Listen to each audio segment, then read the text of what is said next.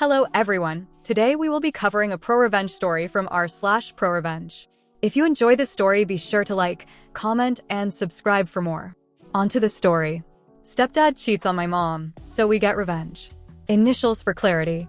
Me, 24M me my mother, 50F mom my brother, 23M bro my sister, 30F sis cheating stepdad, 45M Chris stepdad's coworker, 25F Betty the other woman, 40F Darla. This may be a long one, apologies in advance. I moved in with my mom after her marriage of 25 years with my bio dad was ended. He was a manipulative asshole, but that's another story. Shortly after the divorce, my mom introduced me to her boyfriend at the time, Chris. Now, my mom worked as a correctionals officer at the county jail. The boyfriend was a former inmate, in for a DUI. That should have been the first red flag, but my mom was grieving a long marriage, and I didn't want to push the subject. Chris seemed to make her happy, and that was enough for me. Me, bro, and sis all moved in with mom and Chris, and we seemed to get along okay. Chris and I bonded a bit over our love of video games, and all seemed well. That is, until 2017. Due to Chris's prior DUI, he had to go in regularly for probationary checkups at the courthouse. One day, he didn't return, and we got a little worried. We then received a phone call from him from Texas. Turns out, when he arrived at the courthouse that day, he was jumped by the FBI. His family from Texas was implicated on a number of gang and drug-related crimes, and due to a situation where he was in a vehicle during a drug handoff, he was on the hook as well. He ended up agreeing to testify against his family members in exchange for a shorter sentence and allowed to be out of prison before the trial. My mom was distraught, and over the course of many phone calls over a year, they worked out their marriage plans when he returned. His store owner at the DQ he worked at allowed him to come back as well, back to his store manager position. Soon after, the drinking started. Now obviously, because of his DUI, Chris was clearly no stranger to drinking. He began to drink more and more, to the point where he was consuming half a 24-pack of beer a day. Chris was a mean drunk. He regularly started fights when wasted, and while they never got physical, he wasn't exactly kind with his words. My mom enabled his behavior for several years, saying the stress was getting to him from work and from the upcoming trial. Finally, after several years, my mom had enough. Chris came home extremely drunk one night, and my mom confronted him. She asked if he'd been drinking, and when he didn't deny it, she kicked him out. He went to live with a friend temporarily. The next morning, Mom asked us to help gather a few of his essentials so that he didn't have to re-enter the home until he was sober. While we were gathering his things, we heard a knock at the front door. We opened it to find Betty, one of Chris's coworkers and someone I went to high school with. She told my mom she had something important to share. After sitting my mom down and telling her not to share where she got the info from, Betty told my mom about how Chris was cheating on my mom with Darla. How he regularly had Darla perform sexual acts in and around his workplace. How Betty had caught them, and how Chris told her that if she ever told my mom, he'd fire her. He was the store manager. And finally, how Darla was pregnant. My mom was angry. After the initial shock wore off, she told us to round up all of Chris's things and to dump it outside. We took everything of his out of the house and tossed it all in the alley behind our house. Chris had no reason or ability to return to the house. It was rented, with only my mom on the paperwork, so no issues there. In the meantime, she called and confronted him.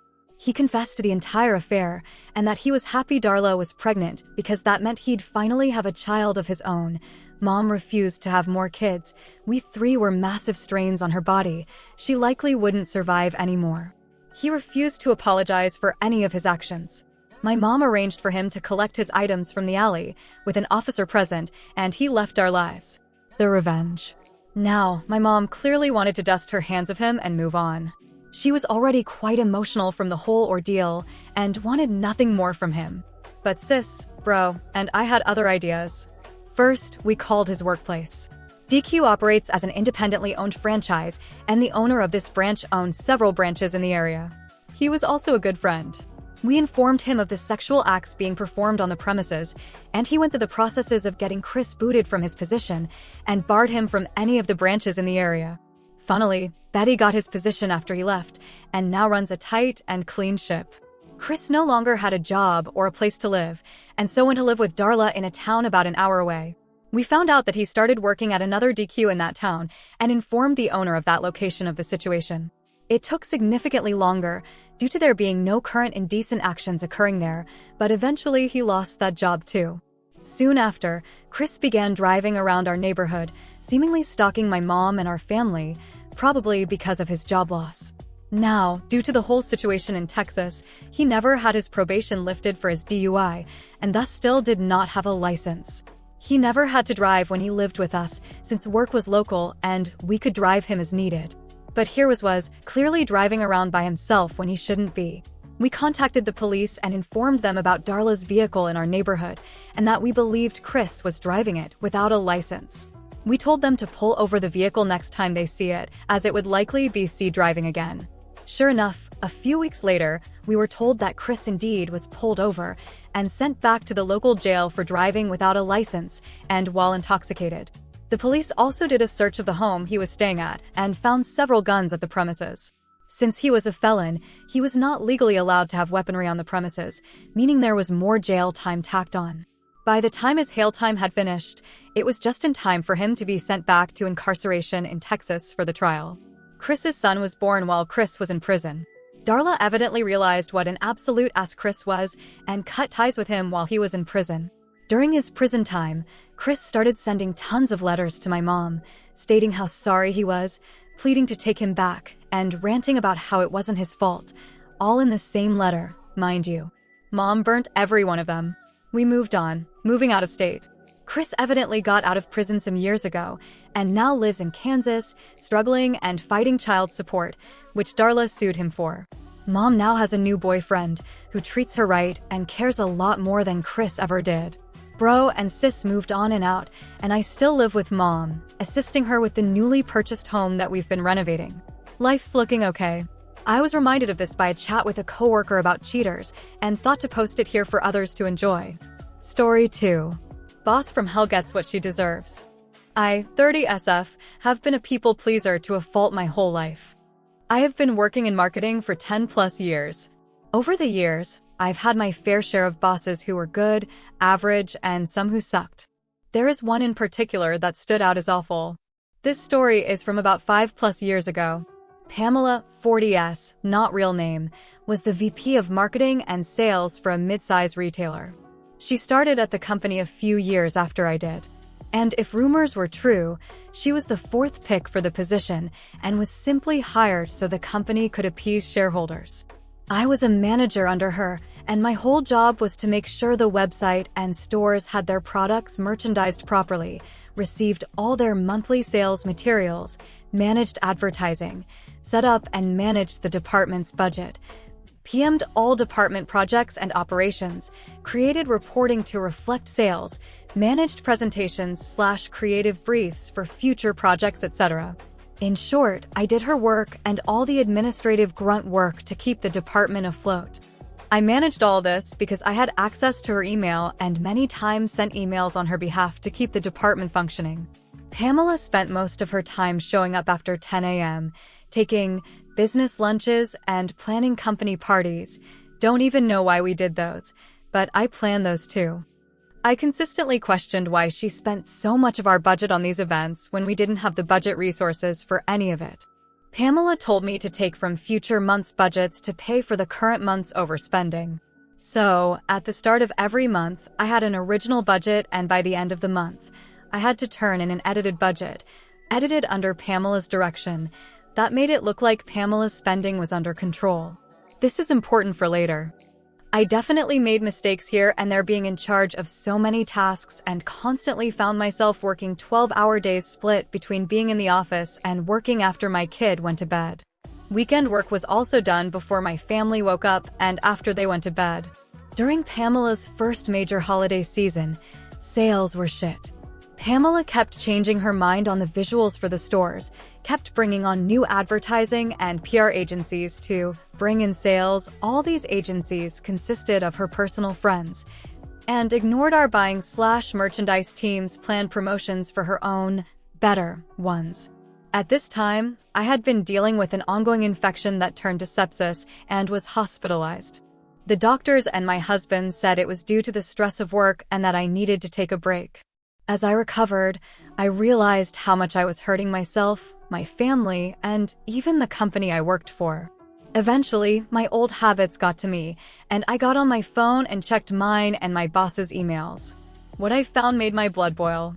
First, I got a lovely bouquet of flowers from upper management wishing me well, and I knew that Pamela organized the delivery.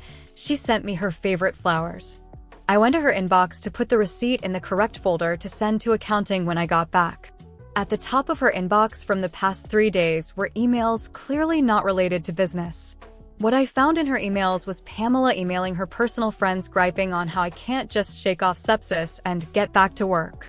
She also complained that she couldn't find any of my notes, spreadsheets, or documents for any of the work she was technically in charge of. They were on our shared drive labeled very clearly. Finally, I found an email where she sent a friend from a previous company asking for advice on how to bring in sales and save her job. In this long thread, this old colleague asked if there was anyone managing most of the work, and of course, Pamela said I was. This colleague explained that clearly it was my mismanagement that was causing issues and that I could be blamed if sales didn't pull through by the end of the season. Pamela mentioned that I was in the hospital and repeated comments from her other email thread. This person said that she couldn't outright fire me because it could seem like retaliation because I needed to take emergency medical leave. But if Pamela could prove I was stealing from the company or misusing company resources, then she would have grounds to have me fired and use me as a scapegoat.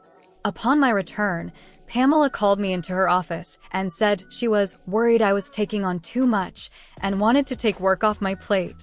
She announced was taking managing the department budget off my plate. She asked me to only drop off a small stack of invoices to accounting. Additionally, Pamela told me under no circumstances was I allowed to talk to accounting about anything regarding budgets. Also, if I had any concerns about the department or workload, I wasn't allowed to go to HR. I had to discuss it directly with Pamela. Oh yeah, I could see where this was going. Unfortunately for Pamela, I had built a rapport with Lois, 50s, not real name, who was our main accountant. Lois always said that she would do everything in her power to help me should I ask.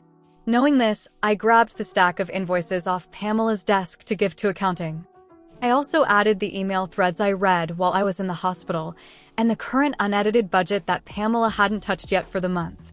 I also found in my filing cabinet the hard copies of old budgets with Pamela's handwriting on what numbers to change to balance our budget. Finally, I added an email from our first round of budget adjustments where Pamela subtlety threatened to put someone else in my job if I couldn't do what she asked. So, I walked and dropped off the invoices to accounting when I bumped into Lois. She brought up invoices, and I sternly looked at her and said Pamela is the only one in our department that Lois is allowed to talk to about our budget and invoices. Lois saw the suspiciously thick file folder on her desk, gave a firm nod, and lovingly kicked me out of her office. Within the week, Pamela was fired. From what I understand, she has been continually job hopping for the past few years. The CEO and HR brought me in to personally apologize for everything I went through and gave me a paid 1-week vacation to take at my discretion. Given other issues with this business, I left after another year. Which brings me to today. I am, once again, a manager for sales and marketing.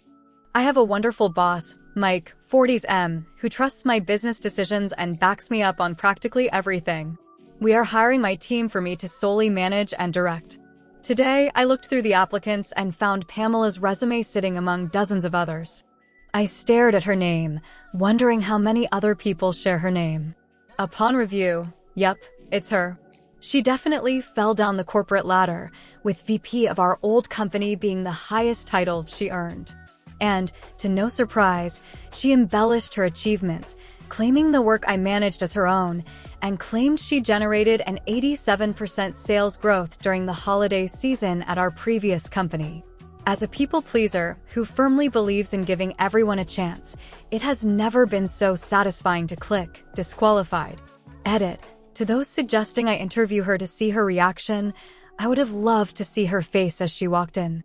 But I felt it would have risked my boss's trust in my decision-making ability. Maybe I'll send a personally written rejection email. Story 3. I blew up a romance scammer's life. This one is fresh and still unfolding, but it's already hit an explosive level. some details intentionally vague. Context: I'm a woman in my 30s with a reasonably good corporate-type job in a field with lots of room for growth, and am recently back into the dating scene after a decade. I'm kind of a would-be a 10 if she lost 30 pounds looking girl, beautiful face if a bit chubby, but I never have issues getting a date. I'm not well off, but I'm stable and have a bit of spending money. I live in a large multicultural city and my ex was an immigrant, so I'm open to dating people of any origin. What happened? A few weeks ago, I met a very charming man from a Latin American country only a couple years younger than me. Seemed very sweet, cuddly, intelligent, family-oriented, emotionally available, educated, and in a good profession back home in his country, and had a lot in common with me. Chemistry seemed amazing inside and outside the bedroom. He was honest that he was in my country on a tourist visa but hoping to stay. I made it clear I wouldn't be able to help him with that, but we'd have a fun summer fling while he was here. If he managed to stay or come back, only then would we consider a real relationship. Then the other shoe dropped. A couple weeks and 4 dates in, during a text conversation about my work, he asked me to be a sugar mommy. I initially laughed and assumed it was a joke. He kept pushing and clearly said it wasn't. Of course, feeling insulted by this, I went off on him.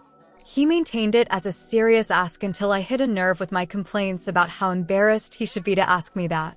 Then he got angry and insulted me for thinking he was serious about it.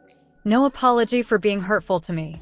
Obviously, what I did next was take screenshots and cry about it to my closest friends. I was hurt that I was fooled into thinking he liked me and that he thought I needed to pay for a man.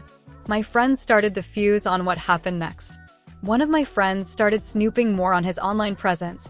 Together we found about 6 different Instagram accounts that were him using different variations of his name and different photos of himself, all uploaded in batches. On Facebook, a similar pattern. All very scammy and suspicious looking. He'd been foolish enough on one of his profiles, though, to follow and tag the employer that he was working for illegally on his tourist visa in my country. So I contacted another close friend in a local law enforcement agency that works with immigration.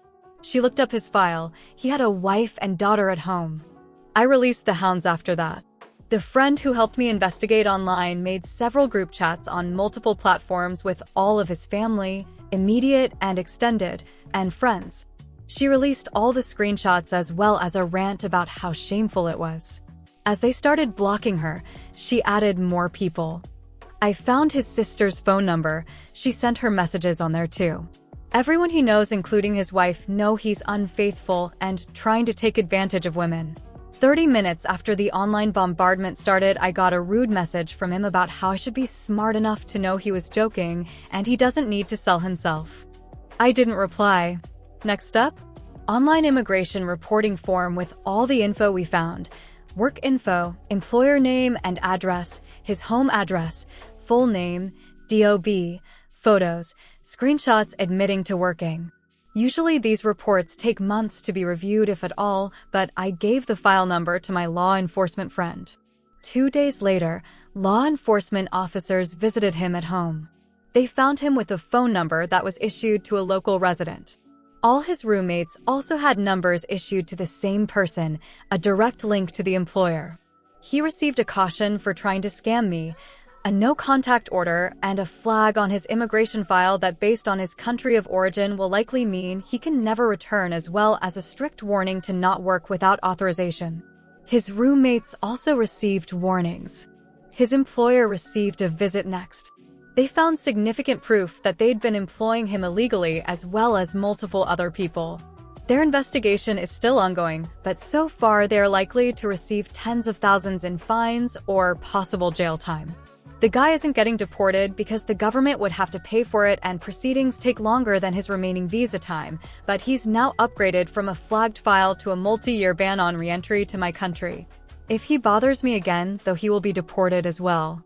Hope he enjoys going back to his angry wife and the ridicule from everyone he knows. See ya again, never.